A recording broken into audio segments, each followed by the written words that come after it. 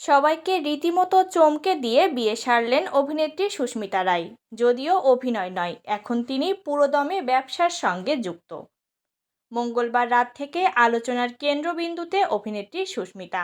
তার বিবাহ বিচ্ছেদ নিয়ে বিপুল বিতর্ক হয়েছিল। সবাইকে রীতিমতো চমকে দিয়ে বিয়ে সারলেন অভিনেত্রী।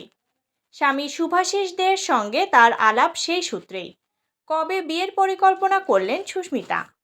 ভারতীয় সংবাদ মাধ্যম আনন্দবাজার.কমকে অভিনেত্রী বলেন, ৩-৪ দিনে সবটা করেছি।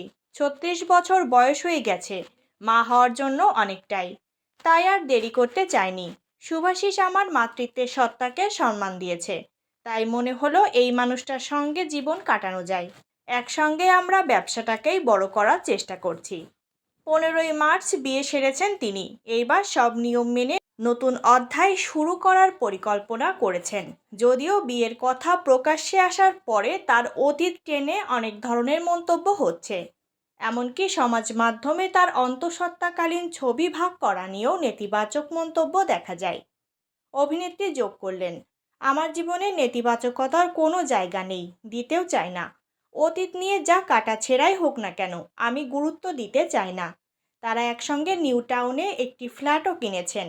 সেখানেই নিজের নতুন সংসার পেতেছেন অভিনেত্রী।